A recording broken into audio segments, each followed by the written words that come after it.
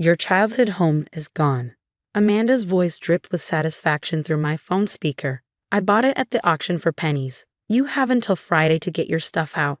She paused, clearly waiting for my reaction, expecting tears or begging. I stood in my office, staring at the old photo of my parents and me on the porch of our Victorian house, the one Amanda had just claimed as her latest victory. Thanks for letting me know, I said calmly, my voice steady despite the rage building inside me. That's it. She pressed, clearly disappointed by my lack of emotional response. No crying? No begging. This house has been in your family for generations, and now it's mine, she laughed, the sound grating against my ears. My name is Olivia Parker, and at 32, I was listening to my sister-in-law gloat about stealing my family home through a county auction she orchestrated behind my back. The same house where I'd grown up, where my parents have lived until their accident last year, and where every wall held memories I couldn't replace.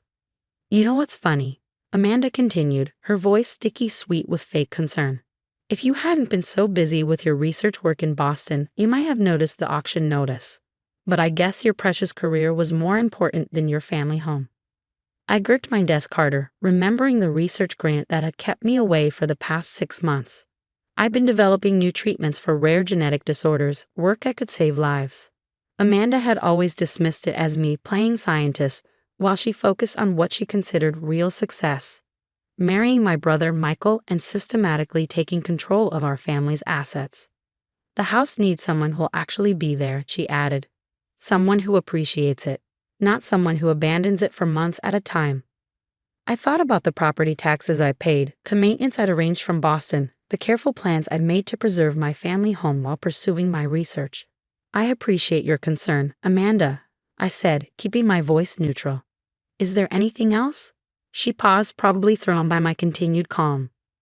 Well, yes, actually, Michael and I are planning to renovate. Your parents' old furniture will have to go. I'll have it donated by the weekend. My parents' antiques, the furniture that had been passed down through generations. Each piece had a story, a memory attached to it. But Amanda didn't know about the documentation I'd been gathering, the quiet moves I'd been making ever since I noticed money disappearing from the property tax account 3 months ago. That's thoughtful of you, I replied. I'm sure the donations will be appreciated. What is wrong with you? Amanda finally snapped, her composure cracking.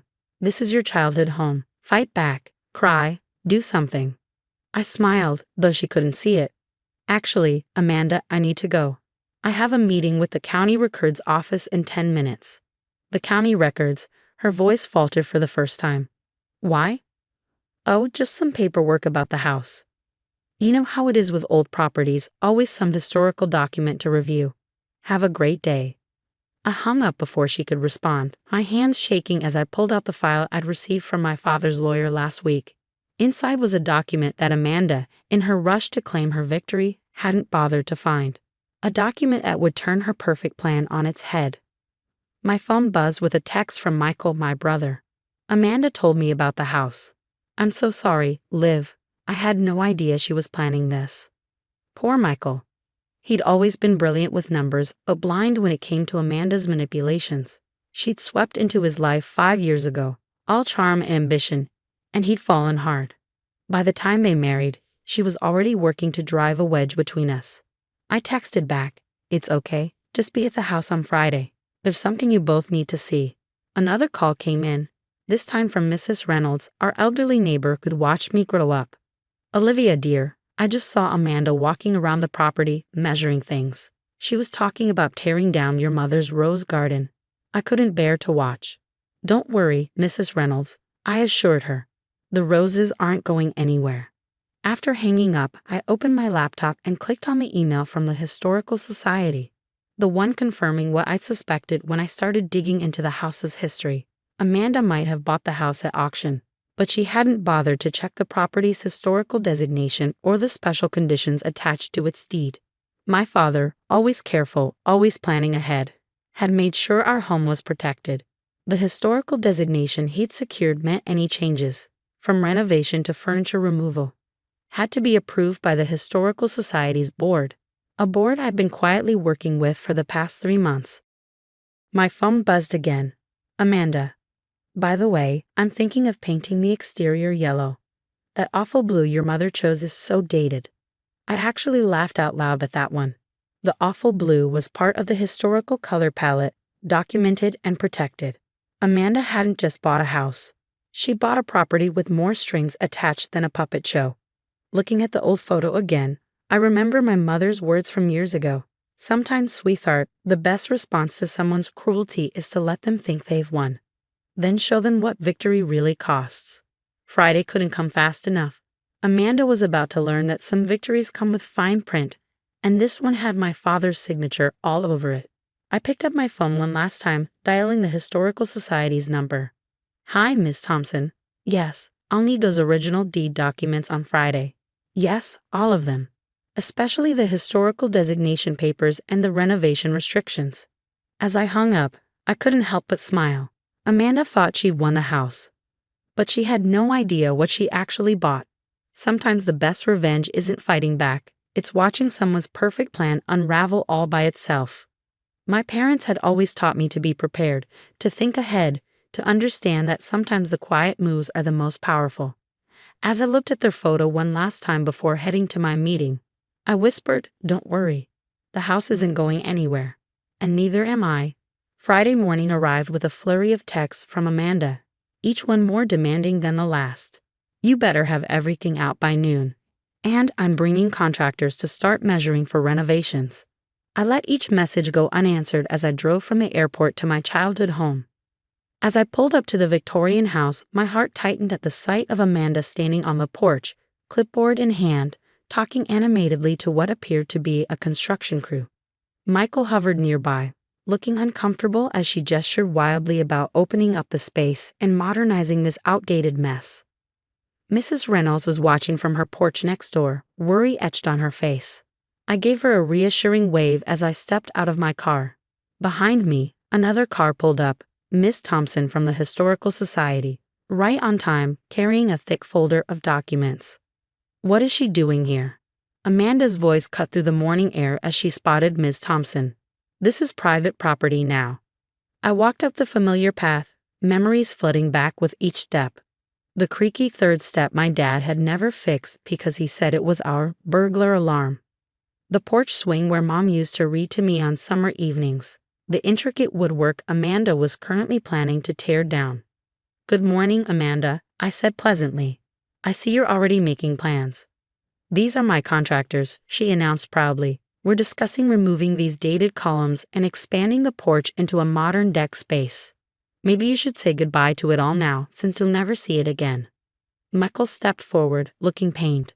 "Liv, I'm so sorry about all this. I tried to talk to her, but—" "It's fine, Michael," I interrupted gently. "Actually, I'm glad you're both here. Miss Thompson has some documents you need to see." Amanda rolled her eyes. "Whatever paperwork you have is irrelevant. I bought this house fair and square at auction. It's mine now." Miss Thompson cleared her throat, opening her folder. "Actually, Mrs. Parker, that's not entirely accurate. This property was designated as a historical landmark in 1992 by Mr. James Parker, Olivia's father. Any changes to the property, including but not limited to structural modifications, color schemes, or removal of original fixtures and furniture, must be approved by the Historical Society Board." The color drained from Amanda's face. "What?" I gestured to the contractors. "You might want to hold off on those measurements. Any renovation plans will need to go through an extensive approval process. The Historical Society is quite particular about preserving the original architecture." "This is ridiculous," Amanda sputtered. "I own this house. I can do whatever I want with it." Miss Thompson pulled out another document. "There's more. The historical designation includes specific provisions of the original furnishings, many of which are period pieces that contribute to the home's historical value. They cannot be removed or donated without board approval." I watched as Amanda's perfect plan began to crumble. The contractors exchanged glances and quietly started packing up their equipment. "You knew about this," Amanda accused, turning to me. "You knew and you let me buy it anyway. Just like you knew about the auction and didn't tell me." I countered calmly. "Besides, I tried to call you multiple times last week. You were too busy planning renovations to answer." Michael stepped forward, taking the documents from Ms. Thompson. As he read through them, his accountant's mind processing the implications. His expression shifted from confusion to understanding to something close to admiration. The historical designation doesn't just restrict changes, he said slowly. It also requires significant maintenance and preservation costs.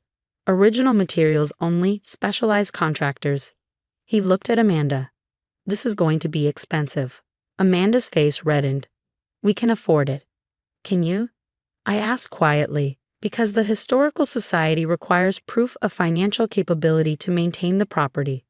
They'll need to review your accounts to ensure you can meet the preservation requirements. That hit home. Amanda and Michael had stretched themselves thin buying expensive cars and taking lavish vacations. The auction price had been their last big splash, meant to secure their victory over me. Now it was becoming their anchor. This is your fault. Amanda turned on Michael. You should have checked the deed more carefully. Actually, Miss Thompson interjected, all of this information was available in the county records. Standard due diligence would have revealed these restrictions. I watched as the reality of their situation sank in. They'd bought a house they couldn't afford to maintain, couldn't renovate, and couldn't use as they planned. The victory Amanda had gloated about was turning to ashes in her mouth. There is another option, I said, pulling out one final document. The Historical Society has first right of refusal on any sale. They're willing to buy back the property at auction price to ensure its preservation. You planned this, Amanda accused, her voice shaking. You let us buy it knowing we couldn't afford the restrictions. I shook my head. No, Amanda. I tried to warn you. You were too busy planning my childhood home's destruction to listen. Sometimes victory comes with fine print. Michael took the buyback offer, reading it carefully. This would get us out without losing money, he said quietly. We should take it. Take it? Amanda's voice rose. After everything I did to get this house? Everything you did. Michael's tone changed. What exactly does that mean, Amanda? I watched as Amanda realized her mistake. In her anger, she'd revealed too much. Michael was looking at her with new eyes, seeing perhaps for the first time the manipulation that had been there all along. I think, he said slowly, we need to have a long talk about exactly how you knew about this auction when my sister didn't. Mrs. Reynolds chose that moment to walk over, carrying a plate of her famous cookies. I thought everyone might need a snack, she said cheerfully. Oh, and Amanda dear, I found these interesting letters in my mailbox. Seems they were delivered to me by mistake last month. Auction notices addressed to Olivia. Such a shame they never reached her. Amanda's face went pale. Michael took the letters, his expression hardening as he read them. The Historical Society's offer expires at 5 p.m. today, I said quietly. I suggest you think carefully about your next move. As I watched Amanda's perfect plan dissolve completely, I felt no triumph, no joy in her defeat. Instead, I felt something closer to peace. The house would be saved, its history preserved, and maybe, just maybe, my brother would finally see the truth he'd been avoiding for so long. Miss Thompson smiled at me. Shall we go inside and discuss the preservation plans? The Society is quite interested in your ideas for maintaining your family's legacy. As we walked into the house, leaving Amanda and Michael to their reckoning on the porch, I touched the familiar wooden doorframe, smooth from generations of hands. Some victories aren't about winning at all. They're about protecting what matters, even if you have to lose it first to save it. 3 months after the auction debacle, I sat on the porch swing of my childhood home, watching the autumn leaves dance across the lawn. The Historical Society had expedited the buyback process, and with their support, I'd established a preservation trust to maintain the property for future generations. My phone buzzed with a text from Michael. Can I come over? We need to talk. Of course, I replied. Things had been strained between us since that day. Amanda had moved out 2 weeks after the failed renovation attempt, but not before Michael had discovered the full extent of her manipulations. The misdirected mail had been just the tip of the iceberg. 20 minutes later, Michael's car pulled up.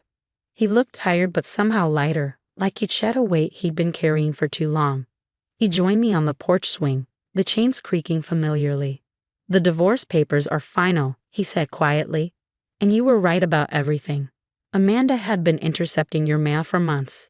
She even tried to access your research grant accounts. I handed him a cup of coffee from the thermos I brought out. I know, the university's fraud department caught the attempts. I just couldn't prove it was her until now. He took a sip, looking out at Mom's rose garden, now safely preserved under the Historical Society's protection. I was such an idiot, Liv. I let her come between us. I almost let her destroy our family home. You weren't an idiot, I said softly. You were in love. She took advantage of that. Did you know, he said, managing a small smile, that she tried to convince the Historical Society to make an exception for the renovations? Offered them a donation to look the other way. I couldn't help but laugh. Let me guess, Miss Thompson wasn't impressed. Not even slightly. Apparently, she recorded the whole conversation. That's when I knew, really knew, who I'd married. A comfortable silence fell between us, the kind we used to share before Amanda came into our lives. The porch swing swayed gently, its rhythm unchanged since our childhood. I found something in Dad's old study, I said finally, pulling out a worn envelope. I think you should see it. Inside was a letter dated just months before our parents' accident. Dad had written about his decision to get the historical designation, but it wasn't just about preserving the house. My dear children, Michael read aloud, his voice catching. This house isn't just wood and stone. It's every Christmas morning you spent racing down these stairs. It's every scraped knee bandaged in the kitchen. It's every story your mother read in the garden. I'm protecting it not just from change, but from anyone who doesn't understand its true value. It's not about the property, it's about the love built into these walls. Tears rolled down Michael's cheeks as he finished reading. He knew, didn't he? He knew someday someone might try to take it away. Dad always said the best protection isn't a lock, it's making something too precious to destroy. I replied, remembering our father's quiet wisdom. Mrs. Reynolds appeared at the property line, waving. Since the Historical Society took over, she'd become the house's unofficial guardian, keeping an eye on things when I was away for research. The Preservation Committee is coming next week, I told Michael. They want to document the house's history, record the stories of the families who've lived here. I thought maybe you could help. You always remember the dates better than me. He smiled, a real smile this time. Remember when Dad caught us sliding down the banister? Remember when Mom found us camping in the attic during that thunderstorm? The memories flowed between us, healing the rifts that Amanda had created. As the afternoon light turned golden, Michael helped me bring out the old photo albums we'd saved from Amanda's donation plans. I was thinking, he said, flipping through pictures of our childhood, maybe I could move back to the neighborhood. Mrs. Reynolds mentioned the house next door might be for sale soon. You'd have to promise not to let any future wives try to modernize it, I teased. It's also under historical protection. He laughed, then grew serious. I'm sorry, Liv, for everything. I know, I said simply. Just remember, sometimes the people who try to destroy things end up destroying themselves instead. As if on cue, my phone buzzed with a news alert. Amanda's attempt to buy another historical property had just been blocked. Her reputation with the Historical Society had effectively blacklisted her from any similar purchases in the future. Michael and I spent the rest of the evening on the porch, planning the preservation project, sharing memories, and rebuilding the bond that Amanda had tried so hard to break. The house stood strong around us, its history protected, its future secure. Sometimes I realized the happy endings aren't about winning or losing. They're about protecting what matters most: family, memories, and the quiet wisdom of those who came before us. As the sun set behind our family home, I knew Dad would have been proud. We hadn't just saved a house, we preserved a legacy of love that would last for generations to come.